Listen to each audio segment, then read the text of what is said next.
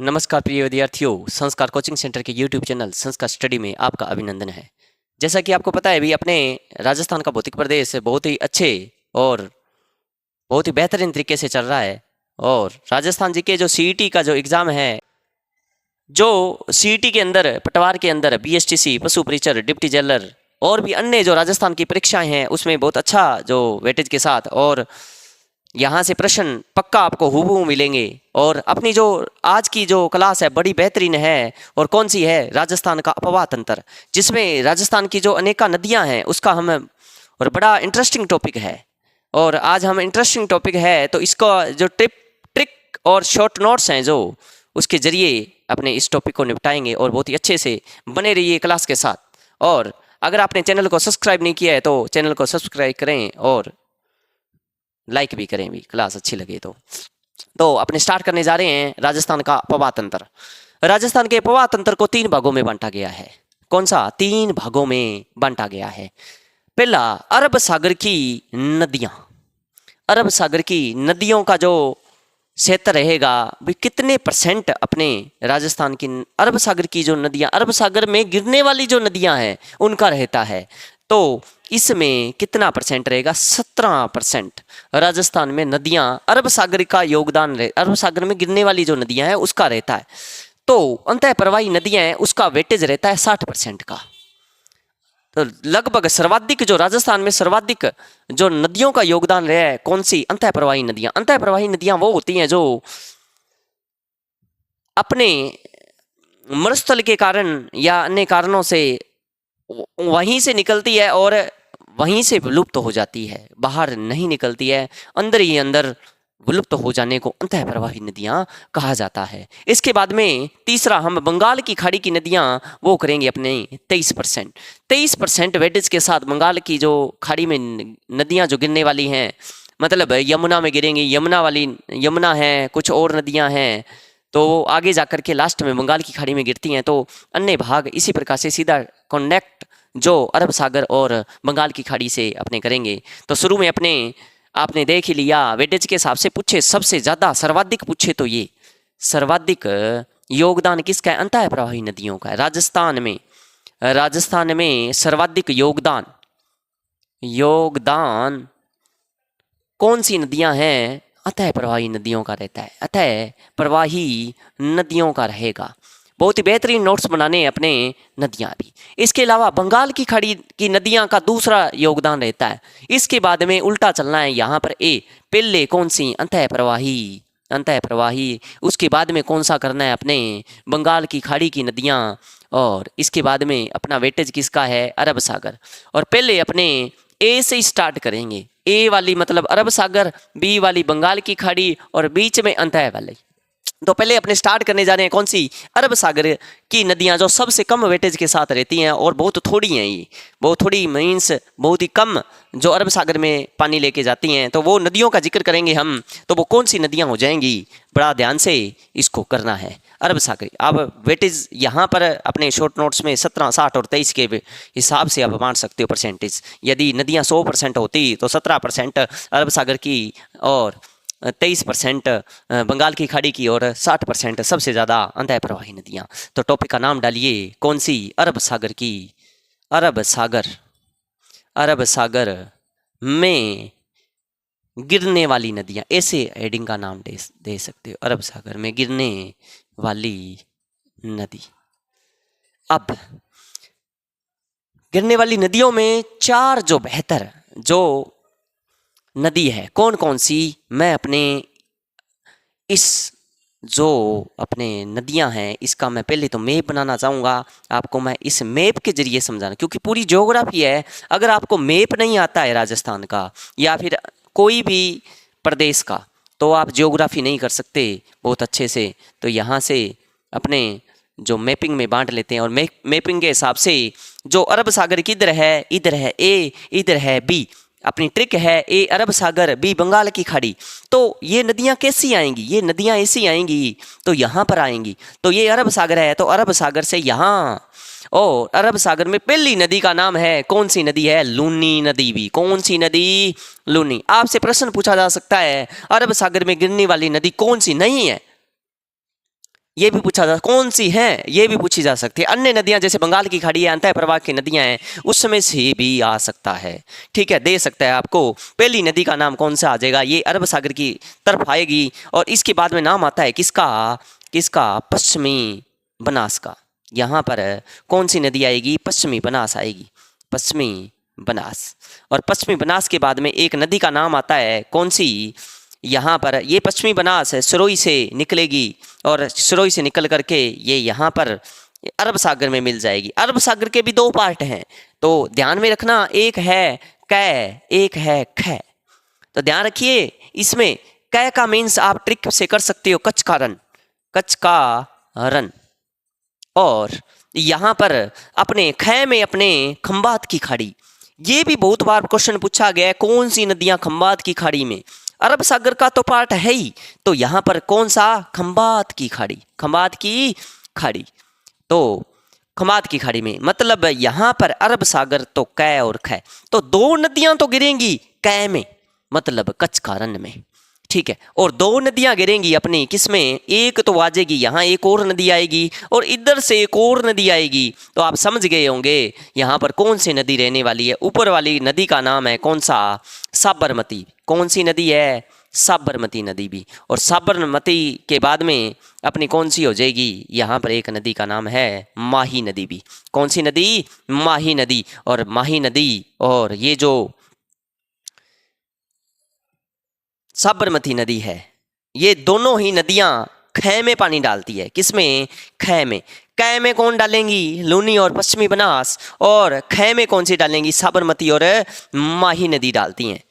और तो अपना यहाँ पर दो नदियां विशेष हैं, तो कौन कौन सी, लूनी और दूसरी कौन सी, पश्चिमी बनास। इसके बाद में कौन सी नदी आ जाती है, अरब सागर में गिरने वाली नदियां, तो साबरमती। तो ये कौन सी नदी हो जाएगी, साबरमती। और इसके बाद में कौन सी नदी हो जाएगी, ये नदी हो जाएगी कौन सी, माही नदी हो जाएगी।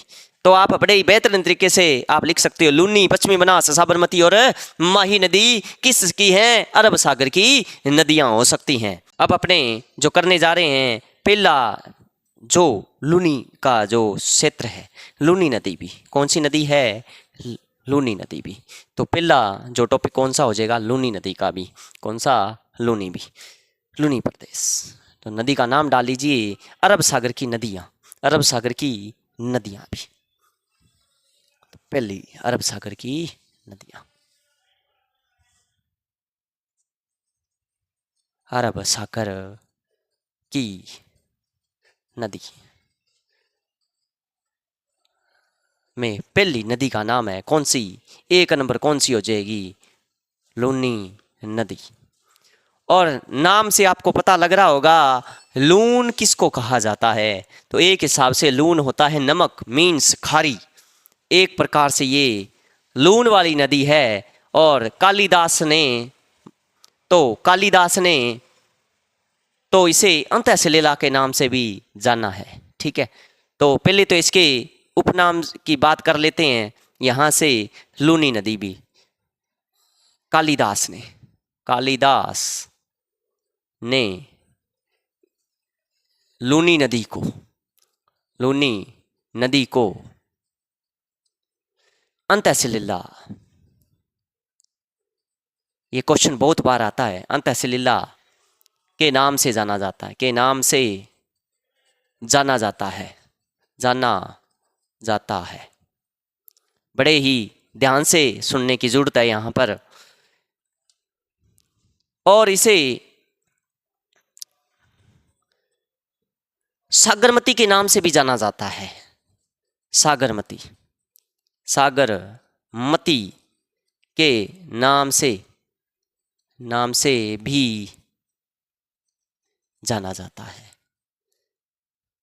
पहले अपने इसका जो क्षेत्र है अपने मैप से ही समझेंगे। इसकी जो विशेषता है लूनी नदी की, वो इसकी विशेषता इसके मैप से भी हमें पता लग सकता है। अगर मैप आपको आता है बहुत बेहतरीन तरीके से, तो आप बेहतरीन यहाँ से समझ सकते हो। इसकी ट्रिक भी अपने मैं बता दूंगा और क्या हो सकती है, कैसे करेंगे इसको। तो अपने चलते हैं लूनी नदी के मैप पर। आपको बेहतरीन दिख रहा होगा और अगर आपको कुछ भी नया समझ में आ रहा हो तो आप कमेंट बॉक्स के अंदर अपना जो डाउट है वो देख सकते हो, आप पूछ सकते हो। तो यहां से अपनी जो नदी है, आपको पहले ये बताना है ये नदी यहां से निकली है, तो अप्रोक्सीमेटली लगभग आपने अंदाजा लगा लिया होगा कहां से निकलेगी। तो ये निकलती है अजमेर से। अजमेर, अजमेर के नाग पहाड़ से। कहां से? नाग पहाड़ से निकली। नाग पहाड़ से निकली और ये नाग की तरह है, और किधर निकल पड़ी? यहाँ पर ऐसे होते हुए और नाग की तरह ये निकल पड़ी। और वैसे नाग की तरह चलने वाली एक नदी ये नहीं है, वैसे सर्प सर्प जैसी आकृति वाली जो नाग की तरह जो चलती है वो कौन सी नदी हो जाएगी? सर्पिलाकार वो नदी कौन सी है? वो तो हो जाएगी अपनी चंबल। पर मैं एक ट्रिक के लिहाज से बता रहा हूँ, यहाँ पर ये अरब सागर में मिल गई। और अरब सागर में मिल अरब सागर के कौन से? एक एक कै में, कै मतलब अरब सागर के कच्छ के रन में मिल जाती है। पहले तो इसकी शुरुआती बिंदु और इसका जो गुजरात के कच्छ के रन में मिल जाती है।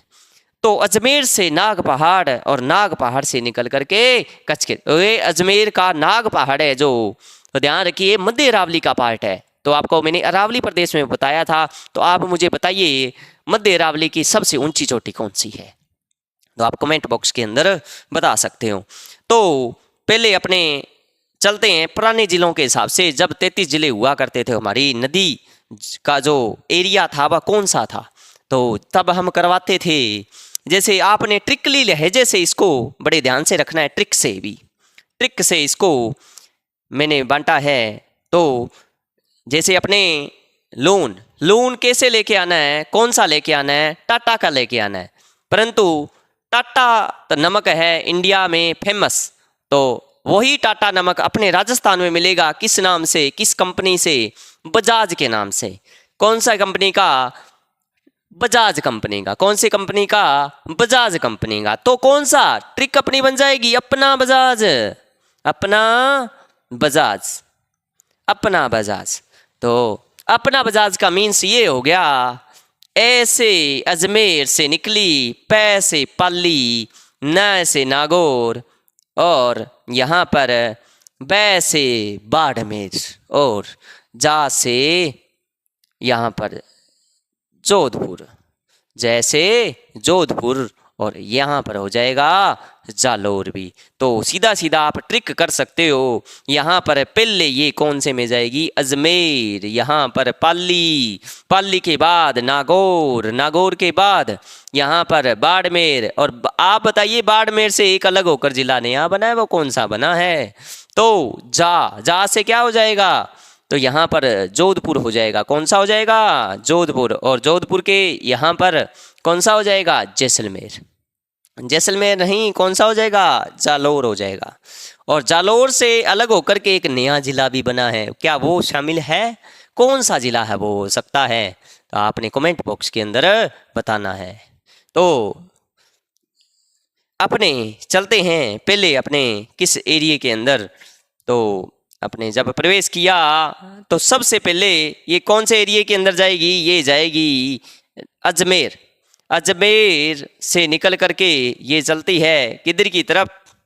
ये चलती है नागौर की तरफ। इसका जो कर्म रहेगा ये नागौर रहेगा। नागौर से ऊपर होती हुई ये चलेगी और नागौर से ये जस्ट नीचे जाएगी। यहाँ पर कौन सा क्षेत्र आ जाएगा? जोधपुर, जोधपुर। अब जोधपुर से जस्ट नीचे चलती है और ये जिला जो आ जाता है वो आ जाएगा पाली, पाली जिला। और पाली जिले से होकर के वापस ये ऊपर चलती है। ऊपर चलने के बाद में यहाँ पर कौन सा जिला आ जाएगा? बाड़मेर भी, बाड़मेर। और बाड़मेर से होती हुई ये नीचे की ओर बाड़मेर, और आगे जब इसका क्षेत्र जालोर से निकल जाता है भी, जालोर। अब आपको बताना है ये जो जिले कितने थे, जब 33 जिले थे 6 थे। मेरे ख्याल से जो क्वेश्चन आएगा इन 6 जिलों के हिसाब से आएगा, इसका बहाव क्षेत्र कौन सा है। तो लूनी का जो प्रदेश है, जो मैदान है, आपने भौतिक प्रदेश में भी किया था, तो यहाँ पर भी अपना बेहतरीन समझ में आएगा। तो ध्यान रखिएगा, यहाँ पर ये हो जाएगा। तो अजमेर, नागौर, जोधपुर, पाली और बाड़मेर और जालौर। अभी आपको अगर इसमें से आपको पता है अजमेर से तो इसका निकलना ही है नागपाड़ से, और पाली में जब प्रवेश करेगी तो पाली से कोई नागौर में प्रवेश करेगी तो यहाँ पर कौन सा जिला बना है, क्या उसका भी क्षेत्र है ये। यहाँ से एक जिला बना है डीडवाना भी, डीडवाना भी इसका क्षेत्र माना जाएगा। डीडवाना, कुचामन, ठीक है, डीडवाना, कुचामन, कुचामन भी। इसके अलावा यहाँ पर एक और जिला बना है जोधपुर, जोधपुर ग्रामीण भी, जोधपुर ग्रामीण भी, जोधपुर ग्रामीण भी, ये भी इसका क्षेत्र माना जाएगा। पाली तो पाली संभाग बना है, इससे कोई नहीं बना। और बाड़मेर का एक जिला और बना, वो तो पूर्णतः इसका बहाव का क्षेत्र है ही, आपको पता ही है। यहाँ से जो मिट्टी खारी नदी के नाम से भी जानी जाती है यहाँ से, और इसका निचला जो पार्ट है सबसे नीचे है, बाढ़ का प्रकोप आता है तो ये वो जिला मशहूर है। और वो जिला है कौन सा, बाड़मेर से अलग जिला हुआ है, और वो कौन सा हुआ है, बालोतरा हुआ है। तो बड़ा ध्यान से रखने की बात है यहाँ पर, बालोतरा भी। और बालोतरा से निकलती हुई ये जालोर, जालोर के आसपास यहाँ पर एक जिला जालोर से और अलग हुआ है, और वो हुआ है सांचौर। और ये कुछ क्षेत्र सांचौर का भी बहाव यहाँ से बनाता है। तो कितने जिले हो गए, डीडवाना, कुचामन, जोधपुर ग्रामीण, और यहाँ पर बाड़मेर, बालोतरा, और यहाँ पर कौन सा हो जाएगा, जालोर। और ध्यान रखिएगा फलोदी इसमें नहीं आएगा। तो फलोदी का जो पार्ट है वो ऊपर रह जाता है, जो दक्षिणी बीकानेर है और उत्तरी जो जैसलमेर है वो वाला जिला हो जाएगा। फलोदी इसमें नहीं है। वैसे तो ये जोधपुर का कुछ हिस्सा जो फलोदी के अंतर्गत आता था, तो इसमें से हमारे एक स्टार लगाने बालोतरा, और यहाँ पर सांचौर, और यहाँ पर जोधपुर ग्रामीण और डीडवाना, कुचामन, जो 4 जिले का जो यहाँ पर योगदान नए जीके के हिसाब से आए तो आप कर सकते हो। बाकी अपनी ट्रिक तो है ही, तो यहाँ पर भी आप लिख सकते हो। तो बहुत ही अच्छा, यहाँ पर अपना नमक, अपना बजाज, क्या ट्रिक याद रखना है, अपना बजाज। तो बड़े ही ध्यान से अब अपने करते हैं, इसके बड़े मैप पर चले जाते हैं। अपने इस क्षेत्र तो कर लिया, परंतु इसकी जो गहराई है, जैसे मैंने बोला नाग पहाड़ से निकल करके जब ऊपर से एक यहाँ की शाखाएं हैं, और कौन कौन सी शाखाएं हैं, यहाँ पर एक सरस्वती नाला इसमें से आकर 2 नदियों का संगम हो जाता है। पहले ये ना चलती है, जब अजमेर से निकलती है तो ये सागरमती के नाम से निकलती है, और आगे जाकर एक सरस्वती नाला ऊपर से आकर मिलता है। तो सरस्वती नाला मिलने के कारण से ही इसका नाम क्या हो जाता है, तो यहाँ पर नाम हो जाता है इसका लूनी। लूनी क्यों, क्योंकि इसमें जो सरस्वती नाला आकर मिला बहुत ही प्रदूषित था, जो इसको जो पानी का जो नमकीन होना, जो सादिता होना, थोड़ा सा ज़्यादा प्रदूषित होने के कारण इसका नाम हो जाता है लूनी, क्योंकि पानी हो जाता है खारा। तो आगे ये चलती है जैसे जैसे नागौर, जोधपुर, तो इसमें कौन कौन से क्षेत्र आएंगे। नागौर से एक ऊपर से एक नदी आएगी, जैसे हम चलते हैं इधर से, तो जैसे ही हम इसके दक्षिण पश्चिम की तरफ बढ़ेंगे, ऐसे बढ़ेंगे, तो इसके जो हम पानी का बहाव कैसा है, इसका ऐसे है पानी का बहाव। पानी का बहाव ऐसे है, तो इसके जब पानी चलता है तो इसके दाईं ओर, जैसे हम चले दाईं ओर, तो हमारा दाईं ओर ऊपर है, तो दाईं ओर से निकलेगी एक नदी, वो भी नागौर से निकलेगी। तो ऐसे नागौर से जाकर के एक नदी निकलेगी, उसका नाम क्या है। तो इसके बाद में जैसे जैसे हम आगे बढ़ेंगे, एक दाईं ओर से निकलेगी और बाकी सब बाईं ओर से निकलेगी। वो नदियाँ कौन कौन सी हैं, इनका भी जिक्र हम करेंगे, और उन नदियों पर कौन कौन से बांध हैं। तो हमने नदियों में ओनली नदियाँ नहीं करनी है, उस पर बने हुए बांध भी करने हैं, बने हुए झीलें भी करनी है। कौन कौन सी झीलें हैं उन पर भी जिक्र करें, कौन कौन से तीर्थ स्थल हैं उनका भी जिक्र करना है अपने, ठीक है। तो बड़े ध्यान से करना है। तो अपने चलते हैं बड़े मैप की तरफ, और बड़े इसको आप स्क्रीनशॉट ले सकते हो। हाँ जी, तो एक बार स्क्रीनशॉट के लिए आपको टाइम दे दिया, स्क्रीनशॉट इसका ले सकते हो। और उम्मीद है आपको आप अपने कॉपियाँ साथ लेकर बैठे हों और बहुत अच्छे से आप नोट्स तैयार कर रहे हों और ये नोट्स आपको RS तक के एग्ज़ाम में काम आएगा। तो बहुत ही बेहतरीन। आपको मैं पूरे का पूरा आपके दिमाग में सेट कर दूंगा। ये जैसे MCQ की अपनी क्लास भी आएगी, उसमें भी हम बहुत बेहतरीन तरीके से करेंगे। तो बड़े ध्यान से अपने करने की ज़रूरत है। चलते हैं मैप की तरफ। आपने मैप बड़ा ध्यान से कॉपी में बनाना है, नोटबुक में बना लेना भी। तो अब इसको मैं एक बार रफ कर रहा हूँ। लूनी नदी, आपने वो भी मैप बनाना है क्योंकि ज्योग्राफी पूरी की पूरी मैप पे आधारित है।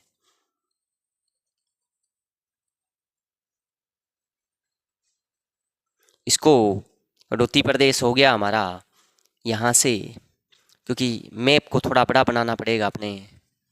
और जब ऐसे चलेंगे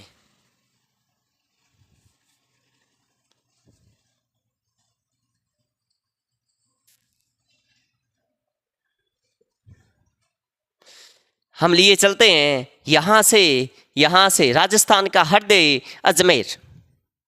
अजमेर, राजस्थान का हृदय अजमेर हो जाएगा। अजमेर के कौन से पहाड़ से? नाग पहाड़ से। कौन से पहाड़ से? नाग पहाड़ से निकली कौन सी नदी? लूनी नदी। अजमेर के नाग पहाड़ से, नाग पहाड़ से निकली है। तो ये किस नाम से निकली है? इसका नाम आप लिख लीजिए, सागरमती भी। किस नाम से? सागरमती नाम से। सागरमती नाम से,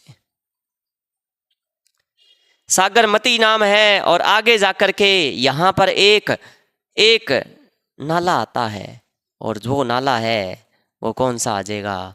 सरस्वती नाला भी। कौन सा नाला? सरस्वती नाला। सरस्वती नाला भी, सरस्वती नाला। और ध्यान रखिएगा, ये पुष्कर की पहाड़ियों से निकलता है। कहाँ से निकलता है? पुष्कर की पहाड़ियों से।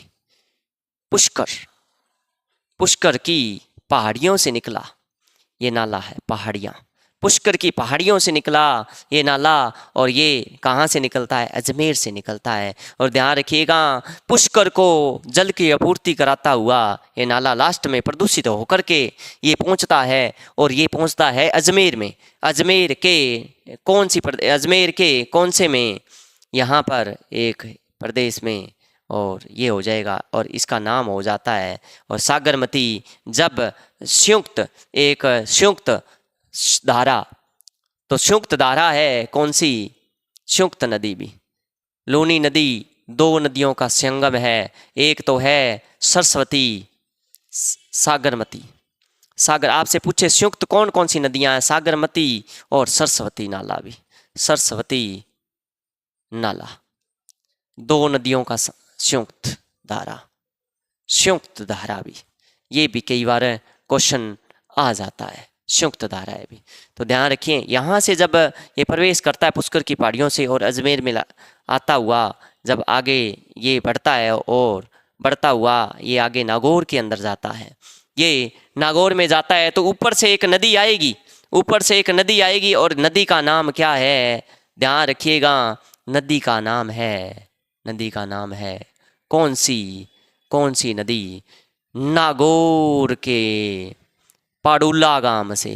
पौडुला, नागौर के पौडुला, पौडुला, या कई जगह पाटुदा गांव भी है। पाटुदा गांव, पाटुदा, पाटुदा गांव, पाटुदा गांव।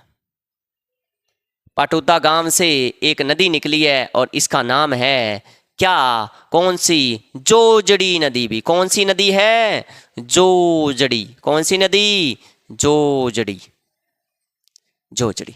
और ये जोजड़ी नदी दाईं ओर से मिलने वाली एकमात्र नदी है। ये तो नाला था, ये नदी है, नागौर से निकलता है।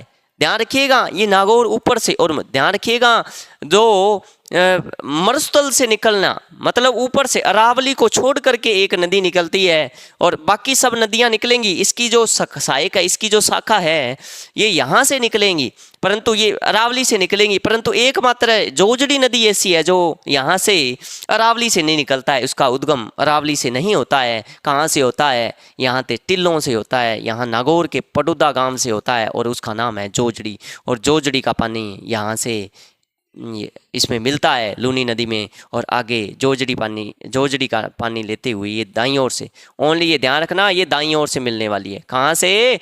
राइट ओर से, दाईं ओर से। तो इधर से ये राइट ओर, तो यहाँ राइट ओर चल रहा है अपना, ठीक है। तो यहाँ से ये हो जाएगा, इसके बाद में ये यहाँ भी ये प्रवेश कर जाती है यहाँ जोधपुर में, जोधपुर, और जोधपुर के यहाँ निकट, यहाँ से जब जोधपुर में यहाँ एक क्षेत्र है, कौन सा? जसवंतपुरा, जसवंतपुरा की पहाड़ियाँ, जसवंतपुरा की पहाड़ियाँ भी, जसवंतपुरा की पहाड़ियाँ, ये भी क्षेत्र विशेष है, तो ज़रा ध्यान रखिएगा जसवंतपुरा की पहाड़ियाँ। और आगे मैं विशेषता बताने वाला हूँ इसकी क्या है। और जैसे जैसे हम आगे बढ़ेंगे, एक यहाँ से इसकी सहायक नदियाँ भी विशेषताएँ यहाँ से निकलेगी। और सबसे पहले एक नदी निकलती है, कौन सी? बांडी, कौन सी? बांडी नदी। बांडी, और बांडी नदी का उद्गम यहाँ से कहाँ से जो होगा? पाली से होगा। कहाँ से होगा? पाली। और पाली, और यहाँ से एक नदी निकलते पाली, जब बांडी यहाँ से मिलेगी, जोधपुर के आसपास ये मिल जाएगी। और यहाँ से एक और बांडी, और इसके बाद में एक नदी का और यहाँ मीठड़ी, इसके बाद में एक और नदी है, कौन सी? सूकड़ी, और सूकड़ी के बाद में मीठड़ी, सूकड़ी, और एक नदी हो जाएगी, कौन सी? जवाई नदी। बांडी, मीठड़ी, सूकड़ी और कौन सी? जवाई। और जवाई नदी के बाद में यहाँ से एक नदी और निकलती है और उसका नाम है सागी नदी भी। कौन सा नाम है? सागी भी यहाँ से। तो ध्यान रखिएगा, ये इसकी सहायक नदियाँ के बहुत बार क्वेश्चन पूछा जाता है। और एक नदी यहाँ से एक और निकलती है, और जो भी पाली से निकल करके बांडी में मिल जाती है, और उसका नाम है कौन सा? गुइया नदी। कौन सी नदी? गुइया नदी। तो गुइया किसकी सहायक है? बांडी। और बांडी किसकी सहायक है? अपने लूनी नदी की। तो ध्यान रखिएगा, मीठड़ी, सूकड़ी, जवाई। तो यहाँ पर अपनी ट्रिक भी हो जाती है, यहाँ पर ट्रिक आप लिख सकते हो, तो बड़ी ट्रिक बहुत अच्छी है इसकी ट्रिक भी।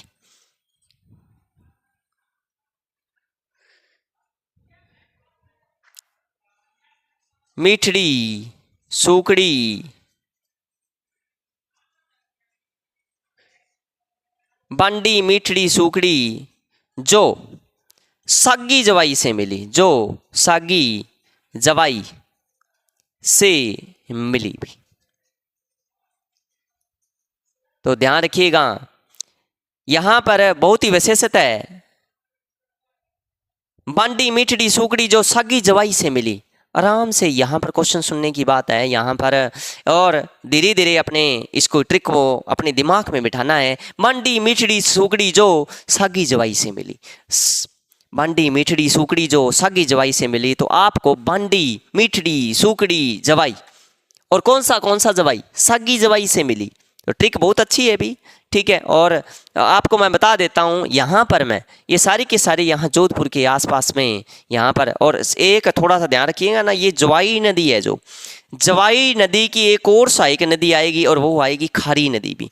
ध्यान रखिएगा, खारी नदी बहुत आएगी, एक अजमेर में, और ये जो खारी है एक इधर बेराठ में, और इसके अलावा यहाँ पर जो खारी नदी है वो कौन सी है? लूनी नदी की हो जाएगी। तो यहाँ से जवाई की एक सहायक नदी है, कौन सी? खारी भी। और खारी नदी का जो यहाँ से जो स्थल बनेगा, और वो बनेगा कौन सा? गुड़ाग्राम। कौन सा बन जाएगा? गुड़ाग्राम। और गुड़ाग्राम में ये जा कर के मिल जाती है, ठीक है। गुड़ाग्राम जो क्षेत्र है कहाँ का? बाड़मेर का भी। कहाँ का? बाड़मेर। तो बाड़मेर में ये जवाई नदी का बहुत ज़्यादा क्वेश्चन पूछा जाता है, तो यहाँ से इंपॉर्टेंट फैक्ट अपना हो सकता है। और ध्यान रखिएगा, एक मैं और बाकी की सब यहाँ से यहाँ से पाली से निकल रही हैं। कहाँ से निकल रही हैं? पाली से। परंतु सागी नदी है जो, सागी नदी कहाँ से निकलेगी? सिरोही से निकलेगी। कहाँ से निकलेगी? सिरोही से निकलेगी। तो बड़े ध्यान से आपको करना है, ये सिरोही से निकलने वाली सागी नदी और जवाई नदी मिल जाती है गुड़ाग्राम में। और आगे इसी प्रकार से यहाँ पर तिलवाड़ा जो स्थान है, आपको पता है तिलवाड़ा स्थान किस लिए मशहूर है?